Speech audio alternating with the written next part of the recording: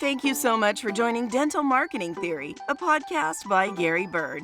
In today's episode, Gary talks with Eric Morin, CEO of Towers Leadership. Gary and Eric talk about the foundations of leadership and how you can apply it to your life. As always, please make sure to like, subscribe, share, and leave a comment, as all of those things really help to get the word out about dental marketing theory. Hope you enjoy today's show.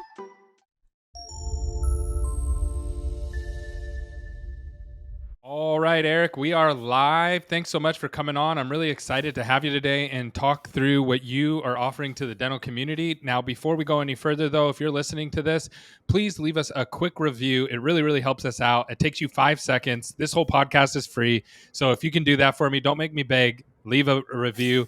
That helps us out. So, Eric, so good to have you today. And I wanted to chat with you. We've never met before, so this is actually our first time meeting, but I'm excited. I was looking at your website and everything that you guys offered to the industry, and I'm actually excited to really learn about what you guys are doing. So could you tell us a little bit about what you guys do, how you do it, who you serve? I appreciate, first of all, having me on. I'm excited to be here. Glad to have this opportunity.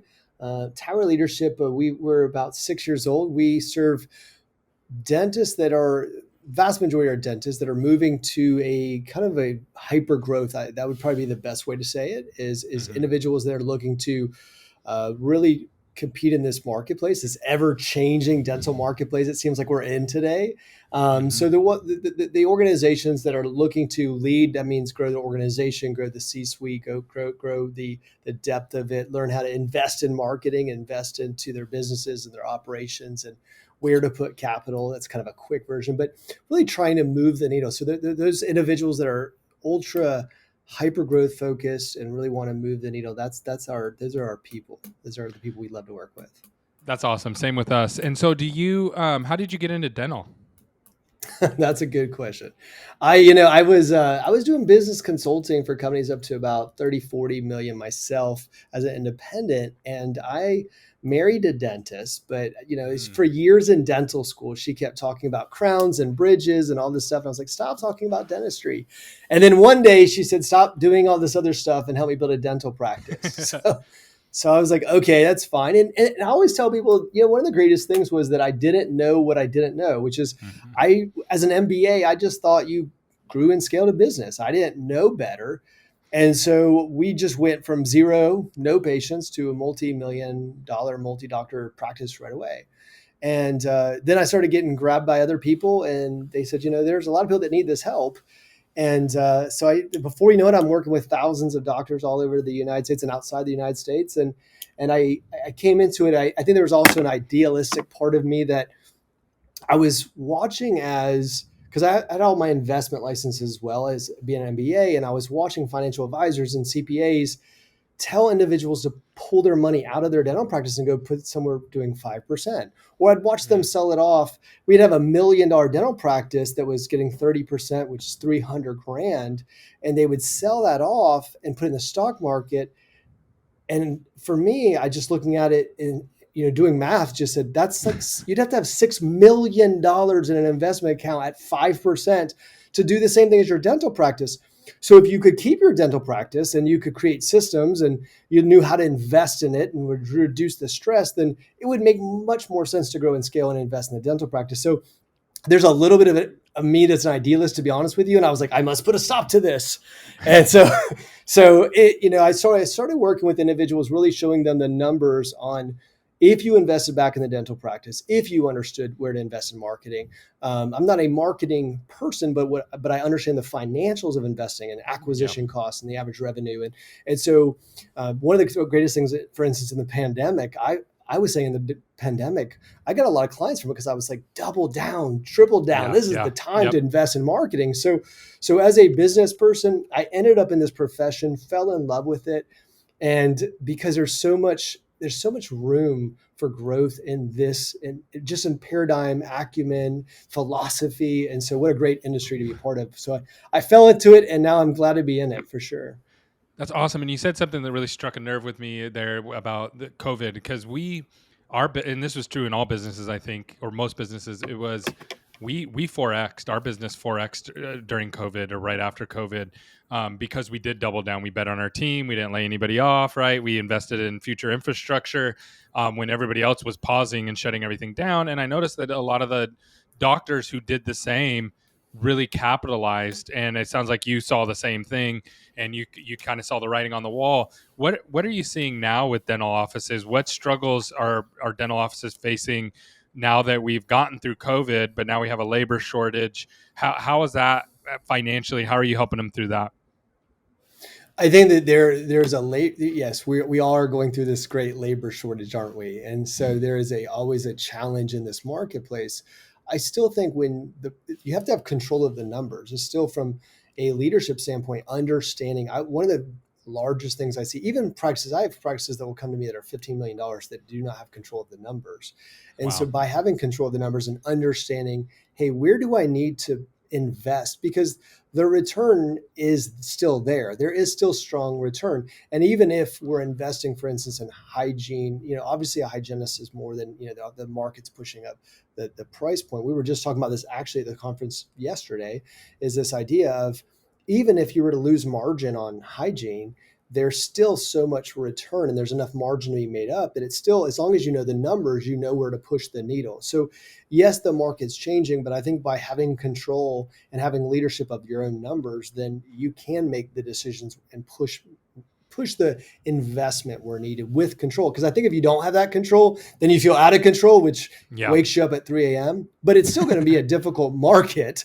But Yeah. you just need to know. But I think that what wakes people up at 3 a.m. is not having the peace of mind to know that they know their numbers and having control of it.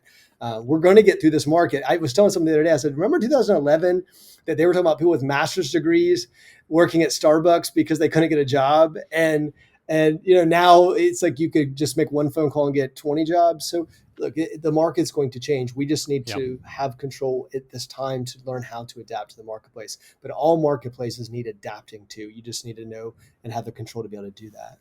Yeah, if it's not one end, it's another, right? So there was a time when there wasn't right. enough.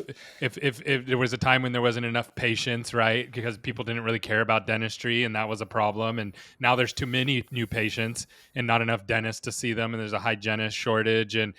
But that we've had a hygienist shortage before, right? I was talking That's to somebody right. who's been in the industry for 35 years, and they were like, "Oh, this already happened in the late 70s and the early 80s, and hygienists made all this money, and they got way over compensated of what they were getting before, and then it corrected. It went back the other way, right? So yeah, it's definitely ebbs and flows. I know one of the things that you guys focus on that I was very intriguing to me, and I know having control of your numbers is important, but really you need to have the right people over the numbers, right? So Yes, getting the absolutely. numbers is one thing, and then leadership is the next. Absolutely. What's your thoughts on dental leadership and how that works and how you help people in that area?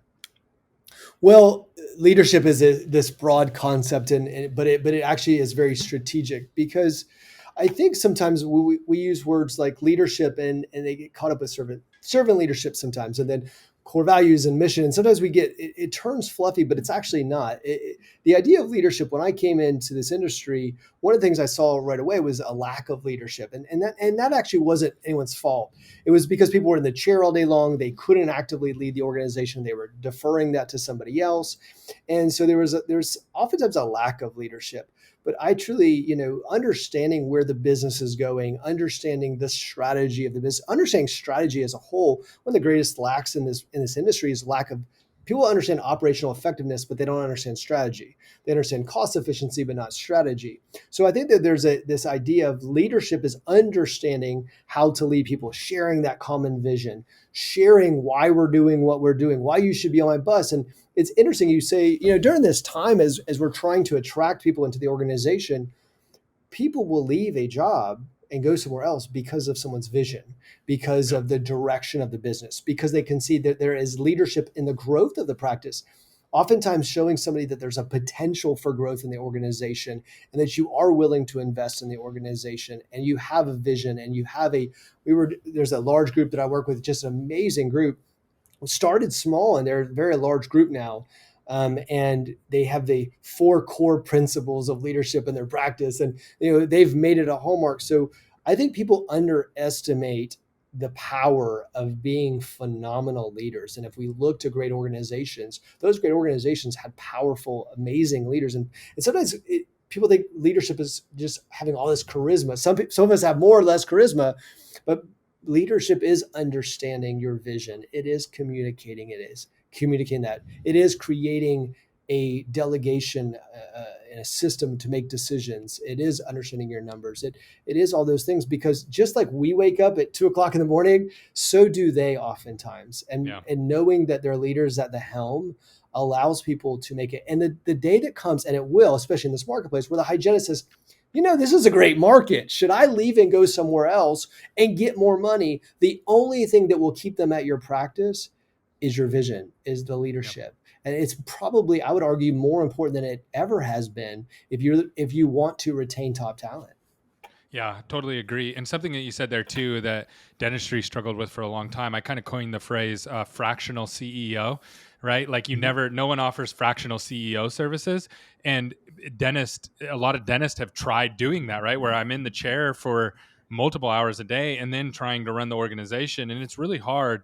And another thing that I noticed as well is in that situation, they would have all these numbers, right? So they'd have this spreadsheet with like 5 billion numbers. And it wasn't a problem of not holding people accountable. It was like, hey, Eric, you're accountable for all these numbers and they're down. What are you going to do? And it's like, yeah, you might as well just say like, tell me what pi is and just keep quoting it forever, right? Like it's really, really difficult. And it was putting people in weird spots, right? It was putting the leader in a weird spot. It was putting the team in the weird spot. Now with these groups emerging and having more of a decentralized or somebody who's not in the dental practice every single day, helping with some of the business side of things, that's obviously helped tremendously with those kind of things. But one thing that hasn't changed is promoting people from within, right? And that's still a very tricky. You got to be really careful, right? Just because you're an awesome hygienist doesn't mean that you can lead the hygiene team. And if I promote you to lead the hygiene team and you don't do a good job, if I try to demote you, then you're going to quit. So what's your thoughts on like promoting within, bringing people from without? How do you help your clients tackle that? Great question. One of the, if you go to Jim Collins, this idea of good to great, one of the things that Jim Collins will say when he studied great organizations, they had rigorous standards. And leadership is understanding rigorous standards. I think sometimes it's difficult for leadership and leaders and the doctored owners to see that one of the greatest things you can do for your team is to have rigorous standards. And if the person doesn't meet the position, everybody gets hurt. And so it's sometimes I was just the other day, we were just having this conversation where I said, if we don't have the right person inside the organization, then we need to go out. Now, certainly if inside the organization, that person's there, but the first thing we do is actually set the standards for the position. What is required for this position? What does this need to look like? What are the true KPIs and those types of things and the standards of this position? And do we then have the person to meet that? What often happens in a dental practice is they say, well, I know Susie doesn't have that, but she's really a great person and she's driven and she really cares. So we'll try to make her the head of operations for a 17 office. It's like, hold on, she doesn't have the background. And that's not really, it's not that we don't care about Susie, because we do, but that's actually not fair to Susie, because we're not setting her up for success. And then we're not helping the rest of the organization, because the best thing we can do from the organization is to make sure that we put the organization on the right path. And so what I would say is that inside the organization, we look at that position. We look at what's required of that position. We also look at what I call organizational ceiling, because that organizations have a ceiling. Even if you have a head of operations today, let's just say you have a head of operations or a director of operations or whatever you want to call that person, and you're at 3 locations, it's going to look different when you're at 15 locations. And even if someone says, well, I don't have a director of operations, I have an office manager, that's fine too. Still, you're going to hit a level of growth where you say, we cannot grow with our current leadership team, with our current executive team, whether even that's 3 people or whatever it ends up being. So when you get to that place, I also think when you hire that person or put that person in that role, you also have to think about long-term. So if I put someone in a role today, even if I think she might be able to, or he might be able to do it, But if I think in a year from now that person is not going to be successful in this position, then I'm setting them up for failure. And Yeah. that's not good either. Yeah, and that's where vision really comes in, right? If I'm just willy-nilly out here just doing whatever, then I don't even know where I'm going to be in a year. But if I have a clear vision and we have a roadmap for that vision, that's huge, and it really helps set people up for success. There's nothing worse. As being a leader and then setting someone up for failure. You don't know you're doing it, and then afterwards you That's look right. back and you go, "Man, I literally just lost this great person. It was my fault because I put him into a position, and it feels, I don't think anybody likes that. There's nobody who enjoys that, but it happens all the time. One other thing that I've noticed, and I'd be interested in your opinion on this, because this is relatively new for a lot of people, is that, so you got a lot of groups and they're building and they focus a lot on culture and vision and leadership, right? And they have that at the DSO level. And they have this great culture. You meet the people, it's like, man, I would like to work there. But then you have the practices, and the practices are not as good. They're a dumpster fire, right? And people are turning over like crazy, and you can't recruit fast enough. And you really have two different worlds because they're really facing two different obstacles, right? One is Mhm. serving the office, the other one is serving the patient. Have you experienced that? Have you seen that? And I would just love your thoughts on that. It's a great thought and a great question. Once again, I think that when we started, you said earlier, talked about decentralization and centralization. And so that's a challenge that not just dental organizations face, but larger organizations face. We see this Yeah, across the business spectrum, is that as you start to grow, how do you take that culture? How do you take the direction, the leadership, and in a sense, decentralize it oftentimes as well. And when we start to look at, the growing that and growing that, I think sometimes we start to think we have this amazing executive team, and then as we start to push down, what does that actually look like as we start to push through the ranks? And it happens in an organization. So when I start to look at this, I start to say you do have to go back and look at it and say, where is decision making coming from?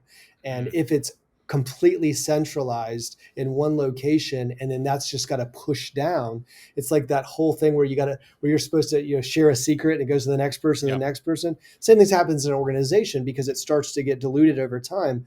So I would say in those organizations, you still have to look at some things being decentralized, or you've really got to be able to have a communication system to which you're communicating so often that it's not getting diluted, because that's what's happening, is the yeah, messaging's getting diluted over a period of time. And by the time it gets down to that front office person who is new to the team, there's not a lot left in there. So how do you decentralize some in those situations, put the right system in place so that you can make sure that that's being spread throughout the organization? Now, it's always going to be a challenge. It's the same thing with a founder. If a founder leaves an organization, if you sell an organization, yeah, there's something about being a founder versus an owner. And there's that yeah, vision and passion, and then an owner is just different. And so one of the biggest challenges, I was just actually doing a course through the Wharton School, and this is Ivy League education. They're saying one of the biggest, they were doing the studies on literally the effect that happens when founders leave an organization, and how do you try oh to wow, keep that in. So I do think that it is as you grow organizations, what was the original vision? How far did we come from that? And then how do we keep it in place? And then how do we decentralize that to some aspect within the organization and communicate that? Because these are all challenges to face, but they are things that can be overcome. But it's one of those things, though, I would argue that you can never step away from. You yeah. can never let go. It's one of those fundamentals that have to be completely looked at over and over and over again. Yeah, and I think the reason too is, like, I had a conversation with somebody who's grown practices and also worked as a consultant, and and he was a dentist, and we were talking about, like, when I was a kid. So my parents were taught by their parents to get a job, stay at that job forever, and then buy one house and stay in that house forever, and then retire with a pension, right? Like, that That's was right. that was common practice and knowledge that was passed down even to me when I was a kid. It was like, this is the blueprint, figure this out. And and now that's not what the culture teaches anymore. In fact, if you go online and watch TikTok videos and things like that, HR people are like, hey, you should go out and shop your resume every year to see what your worth is. And you should be, and if you change jobs at least 4 times over this time period, you'll always end up 30% more in the positive of, of your salaries and things like that, which is a totally different mindset. Like, you're talking about two different kinds of mindsets. And so working on culture isn't just about, yeah, I want to make sure you understand my vision. It's also about understanding the people that you have working for you who might have a total disconnect from whatever you've been taught or what you think is going on. I find that fascinating. Have you had any situations where you've had people who were just disconnected from that this generation that we're dealing with right now? I think that I try to state there's always a generational shift, but then there's also different people within generations. But I will say Yep. this is that there's a company, the first firm that I ever worked at when I came out of college, uh, it was a firm that we called it literally the firm. The reason why is nobody ever left. And I got to tell you this, it was so neat because they had a 4% turnover rate. And this was a multi-billion dollar company, and they had a 4% turnover rate. So you got to imagine multi-state. How do you do Wow. that in a multi-billion dollar organization? Well, what they did, and I'm not saying necessarily we would do this in your organization. I'm just saying this is getting in front of a problem, is they would go survey the market every year. And then what they would do is they would increase to meet the market every year. And then what they would do is then increase that more than the market by some percentage. Well, they understood that turnover is a heavy cost to an organization, and they did the studies on the reduction of turnover, which is cost efficiency. And they said we'd be better off to increase their pay than to have the turnover. So, and so they did a lot more for, I always joke with people. I said, look, they had pie eating contests at a gym, and they had a lot of other things that they had going on. They used to have a cart that they would roll between the cubicles with like muffins. I mean, it was just a really cool culture, but nobody ever left because the benefits were so good, the way they treated people.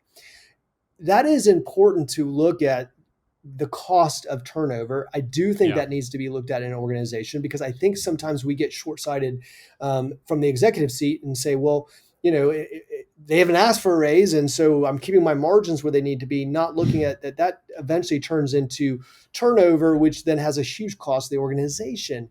So I do think that it's sometimes we follow the herd versus being in front of Mm. those types of movements. And we something that happens in dental that doesn't happen in a lot of other industries to this level is in dentistry, we have this commodity type mindset. And what I mean by that is people go and they share the exact same information. They will ask somebody who's failing at something, what are you doing? And do the exact same thing as them.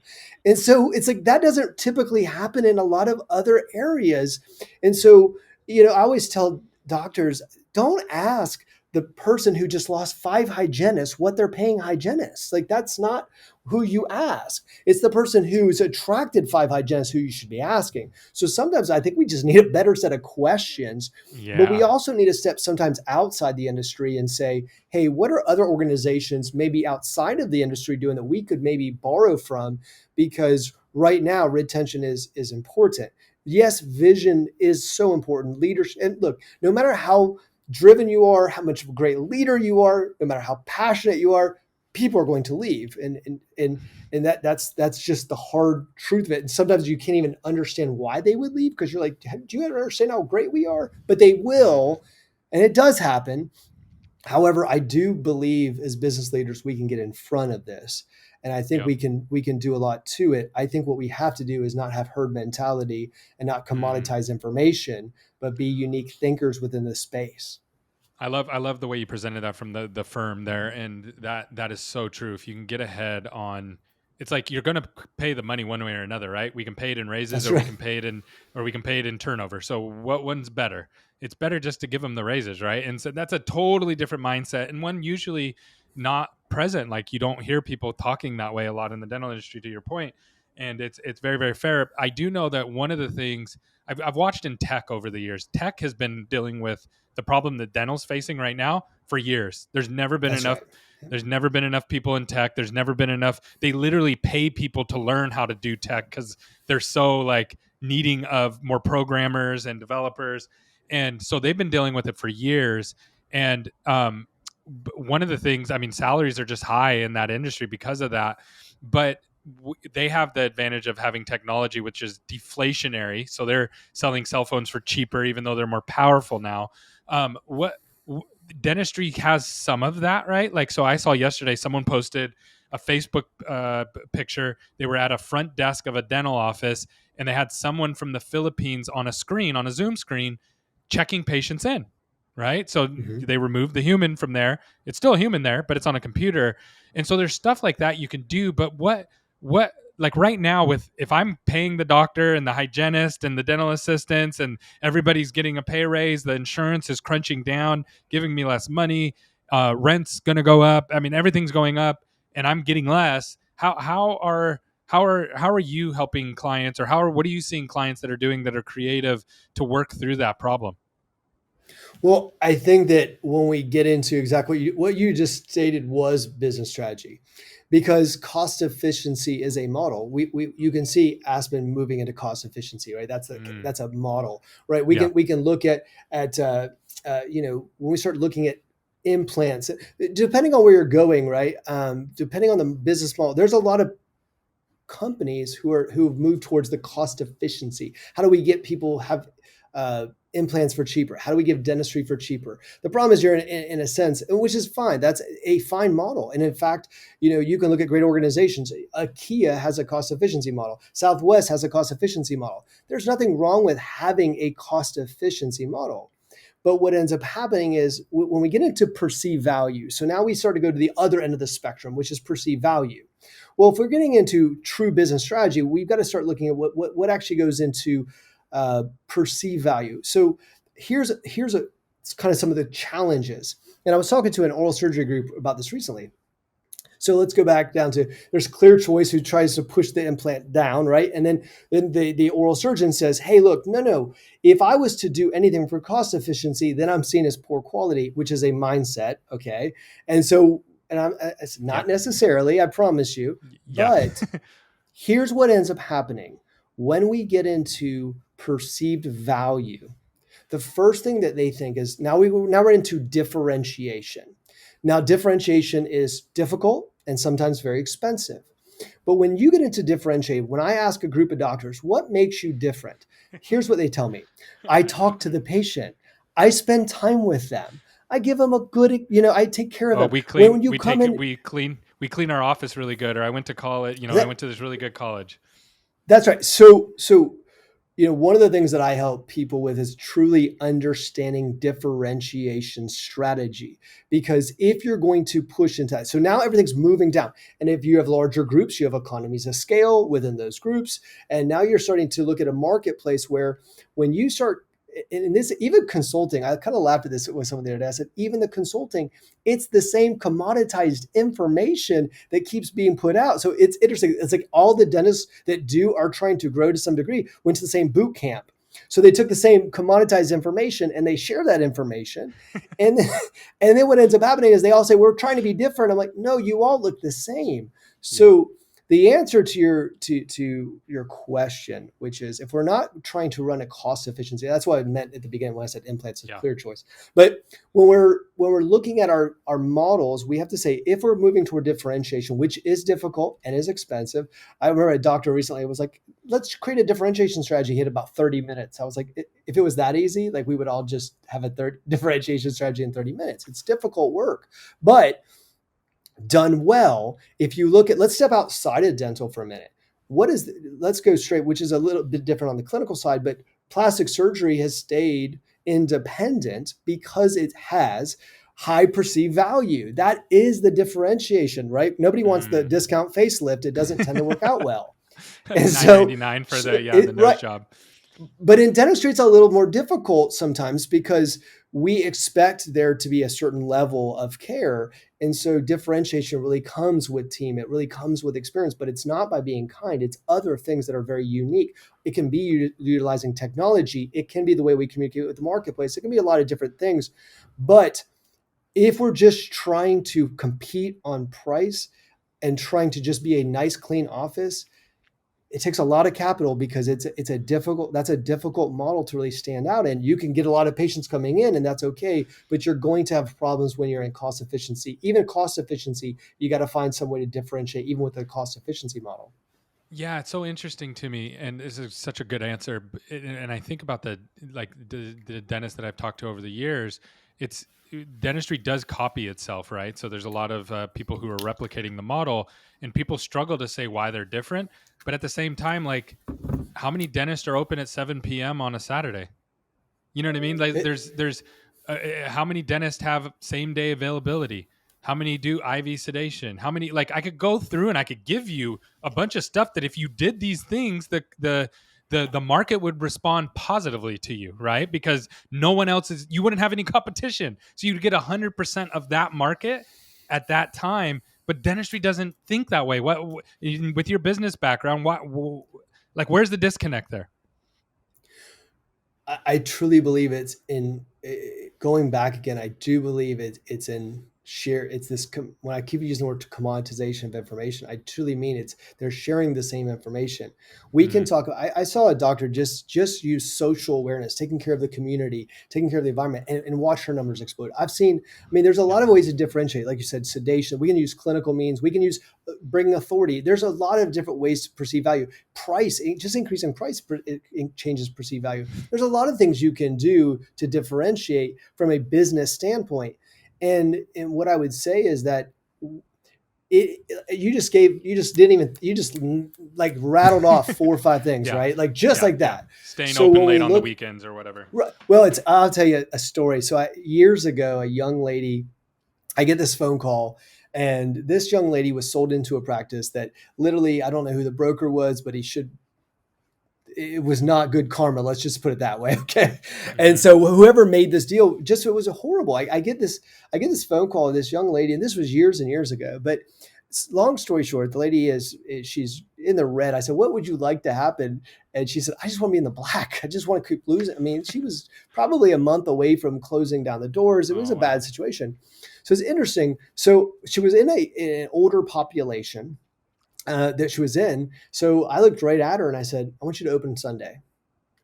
And I said, well, are you willing to open on Sunday? And she said, yes. I said, open on Sunday. Watch what happens. And she was like, I've got nothing to lose. And she had no children at the time. She was like, I'm not doing anything else on Sunday. All of a sudden, overnight, she exploded because Sunday, nobody was open. And I said, look, She was the only dentist. She was probably the only dentist within 5 hours that even or more.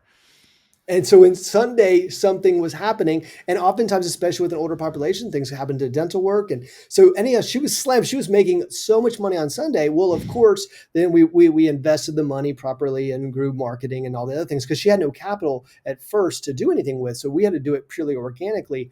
And so overnight, I will tell you that young lady within 24 months was named the Businesswoman of the Year. So it's interesting, right? Had she have copied everybody else, she wouldn't have a business. But because she was willing to do what others won't do, and isn't that true? What differentiation is being willing to do what others won't do. And if you copy everybody else and you copy what they're doing to try to step outside and have a higher perceived value, it's difficult. It's challenging. So you have to be willing to create a model that's different that other people aren't willing to do. But even things like, the Ritz-Carlton is kind of an interesting one because people don't think they can have quality on scale. And interesting in dentistry, I still don't think that people think they can have high perceived value on scale. But I will say that, I walked into one day, I was staying at the Ritz-Carlton, Lake Oconee in Georgia, and I walk into this. It was supposed to be, I think, like a workout yoga room. And there was this big giant whiteboard. It was like their master game plan of customer service. And of course I took pictures because I'm a business guy, but it was interesting to see like the training that goes into that experience and how much time. And the truth is, if you look at great organizations truly are training organizations. The United States military, whether it's the Ritz-Carlton, even if it's Chick-fil-A. I mean, look at Chick-fil-A to perceive value. It did it in fast food. Nobody thought. But then one of the things that when we start thinking about, I will go back to perceived value again. Let's go look at Chick-fil-A. Chick-fil-A does something that's unique that nobody else is willing to do that actually shows their values, which is being closed on Sunday. Yep. It's interesting about that Sunday thing. It is what drives perceived value. People think higher of them and literally are willing to pay more for fast food And because wait, they close on Sunday. And wait, and I'm look at the wait, lines. yeah, They have to put like freeways into the drive-through. So I mean, the chicken's good, but I mean, by yeah, the way, everybody always wants Chick-fil-A on Sunday. Interestingly enough, yeah. but Well, that's what I but mean. People are willing to wait past Sunday and come back on Monday, right? Like if social anybody else, responsibility. yeah, yep, That's yeah, social exactly. responsibility. That's Hmm. using social responsibility to increase perceived value. That's a differentiation strategy. So if you can do it in fast food, why can't you do it in dentistry? Mm, And so it kind of begs the question. It's almost like there's in some ways, and I don't mean race to the bottom in a disrespectful way. I just mean that yeah, that sometimes prices are raising, and with the cost of labor increasing, it can affect margins, obviously.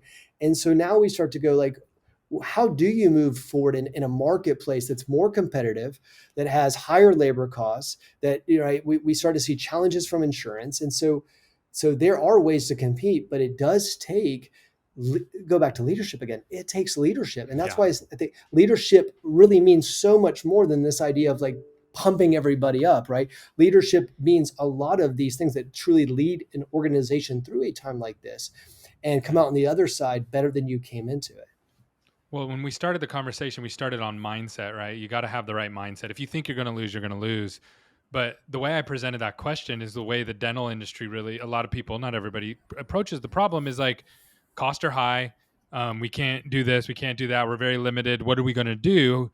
And it doesn't leave you with a lot of options. But what you did is you went to the top line and said, well, how do we increase the top line? That's right. Right? We close open on this day, or we close on this day, or we do whatever to get that top line up. It's the same problem. Again, it's just the opposite end of the stick that you're approaching it from. And depending on what end of the stick you approach it from is going to determine a whole bunch about how you move and how you operate as a business. And I think that's, again, just back to the point, that that's really what's in the you see it in the business world all the time, right? Like people figure it out. Absolutely. And in dentistry, people are more and more people are figuring it out. But it's exciting because I think dentistry is so exciting because it is a little bit behind. And so some of the things that are already out there are already known, and then they're getting applied, and then it works. It kind of makes it cool to be involved with. Another thought on this: have you worked? And this is a very tactical question. Have you worked with people who have systematized their culture and really made it so that they can control it like a number? Have you seen that? Absolutely. But I will tell you this. So Jim Collins has, this idea, he talked about in Get a Great, this idea of a flywheel. And I will tell you that businesses that really, here's one of the biggest problems about businesses. People don't know what made them successful. And watch this in dentistry. If I sit down with an organization, even an organization that's doing $80 million, and I say, what made you successful? You'd be surprised how many times they would say, we take care of the patients. And when we take that thing apart, well, we start to realize every organization is different. Now, there is an organization where I would put at the top of that flywheel, that process, I would put in there culture, because that is actually their number one driver. Their economic driver was culture. And so not everyone's economic driver is culture, even though sometimes we think it is, it's not. And so it's not always patient care, by the way, either. And there's different economic drivers based on your business model. And when you start to actually study the business, you realize that, oh my gosh, we didn't actually realize what made us successful. I saw an organization that a gentleman came in to run operations, but he was from a different economic model in dentistry. And he came in and completely just tore this thing apart because he was trying to take one model and put it over another, not understanding what had made the business successful. And they call it Bergman's trap, which is this idea of it's this thought process, which is one of the worst things in business is to not know how you became successful. And oftentimes businesses don't. And it's one reason why I was saying earlier why founders leave and things fall apart. It's oftentimes that founder's vision that actually made it successful. So when you go to culture, if the culture was the driver of the economic success, then you've got to figure out how to replicate that, but you also have to weigh all your decisions against it. Because as you move forward, you say, is this our current way of doing things? Amazon does an amazing job of this, by the way. I was telling someone the other day, I said, look, Amazon could come out tomorrow with Amazon Premier, right? And start selling maybe Gucci's or something. But But no, they know their economic driver is number of visits. That's the economic driver. That's what keeps it going. I had a room full of like 50 people the other day. I was talking to it. I said, how many of you went to Amazon today? And they were like, all of them raised their hand. I was like, how many of you went like twice today? So it pushes that, right? So if they change that, let's just say somebody came in and started messing with that and said, well, why don't we sell Premier goods too? We have all these visits. Well, then the reason why we come there is because costs are low. And it's fact, when you go to Amazon, if you try to find in the higher price goods, they don't even have a drop down that says price from high to low. And they do that for a reason, because it would change what made them successful, that got them through the dot-com boom. Bust, boom and bust. So they didn't change through through the decades. They haven't changed. It's what's made them so successful. And so it is important for organizations to realize what has made them successful, what's making them successful. And if culture is that driver and it really is what's made you successful, then how do we make every decision weighing in the investment of culture as one of our chief economic drivers? Because if we start pushing all our investment to another thing, then what we'll find is culture will slip, which is what made us successful. And we won't understand why we're kind of losing our momentum, and that momentum could mean a lot of things. It could be economic and otherwise. Yeah. So there's so much in that, is understanding what's made you successful. So culture, if that is and I'm not, culture is always important. Don't get me wrong. But for some organizations, as its success, it is more important than others. And so if that is the chief economic driver, then you have to understand that the investment of that comes before all else. Yeah, because Amazon's a great point. So their economic drivers, visits to the website, being competitive, but their vision is being the most customer-centric website. And so they make all of their decisions through that lens. And so now when they get bad press for not treating their employees well, not paying people a lot of money at the warehouses, people don't really get upset, because it's like, well, no, because they're creating a perfect the experience on the back end is horrible. The experience on the front end is great. And it's also cost effective. And so they let certain fires burn, to your point, and other fires they don't let burn, because no, we need to fix that right away, because this is Jeffrey Bezos, when he started, he said, I'm going to make the most customer centric business ever created on the planet. And he's done it. Like, he literally did it. And they would be way bigger if China didn't keep them out and let Alibaba roll over there. But Amazon would just come in and crush them. But so I find that really, really fascinating. You broke that down really well. So I appreciate you doing that. And I always tell people, if you can get me to understand it, then we did a good job, because all of our listeners will get it for sure. Well, tell us, if someone wants to reach out to you and get some help on their dental practices. We work with a lot of groups. Most of our listeners are, 2 to 5 locations, and they're trying to scale up to, 10 to 20 locations. What are your, how do they get a hold of you? How do they get some support from you and chat with you? And that's exactly 90% of the people that come to us are somewhere between 2 to 5 locations looking to go. We just had someone go from 9. It was like 9 or 10 locations. Look, you can move dramatically. You can move 10 locations, 20 locations. So there's people that want to, but there's so many. What I think is great in this podcast we brought out is, I think it's so simple to break down into going from 2 to 10 but I think some of the things we brought on this podcast, and I'm so thankful to be on here, really brought to light before you go to make that decision. There are so many things to consider to do this right, because oftentimes somebody can go from 1 location to 5 locations, or 2 to 10, and wake up and go, what am I doing? So I think that's great. To get a hold of us, towerleadership.com is a great website to go to. Great information. And honestly, there's a button to push, and we can reach out to somebody. They can send an email to info@towerleadership.com. We've got a great team that will respond back immediately. Those are probably the quickest ways. And our team is always ready to help out anyone who's looking to really move the needle. Well, Eric, I really appreciate it. I learned a lot today. I loved your business perspective and your mindset, and everything that you're bringing to dental. I really appreciate you. I feel the same about you. I appreciate you having me. This has been great. I really enjoy. I can do this for the next 3 hours. This is fun. So thanks for having me. We'll talk soon.